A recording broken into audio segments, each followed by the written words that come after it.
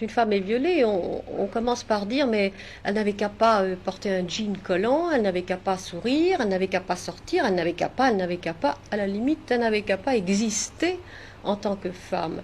Et à la cour d'assises, nous demandons, c'est une des propositions de loi que Choisir va déposer incessamment sur le bureau du garde des Sceaux et à l'Assemblée nationale, qu'il n'y ait pas de huis clos, c'est-à-dire, sauf bien entendu, la seule réserve, si la jeune femme violée le réclame elle-même. Nous voulons donc la publicité, cour d'assises et publicité, parce que nous pensons que une chose pour un homme est de violer, et autre chose est de vouloir qu'on le sache dans son village, dans son travail, dans les journaux.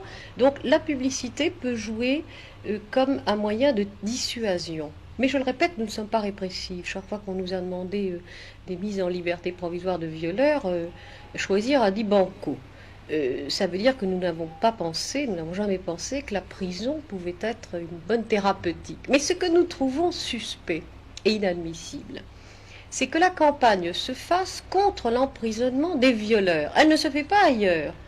C'est un signe important, ça veut dire violer une femme, c'est pas grave au point qu'on mette des hommes en prison.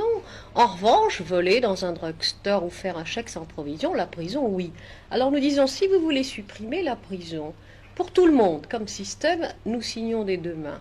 Mais si vous commencez à la supprimer uniquement quand il s'agit de viol, eh bien c'est une indication qui est grave et qui signifie que vous considérez que c'est une chose banale, anodine. En fait, une femme violée, c'est une femme cassée, c'est une femme éclatée, c'est une femme qui ne s'en remettra, à mon sens, jamais. Elle entre dans une espèce de coma, quand une partie d'elle-même entre dans une espèce de coma et elle survit, je crois, d'une espèce d'autre vie. Et quand elle se bat, elle a véritablement un courage parce qu'elle sait que ça n'est pas pour elle, s'en remettre, je ne sais pas si elle le peut, mais qu'elle le fait justement pour que les autres femmes ne passent pas par les épreuves qu'elle a subies.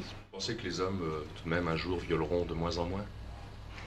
Vous savez, moi, si je mène ces luttes, c'est que je dois être optimiste, autrement je les mènerai pas. Je pense qu'en tout cas, l'enjeu est très important. Vous savez, ça n'est pas un procès de viol, l'enjeu. C'est pas une condamnation ou un acquittement.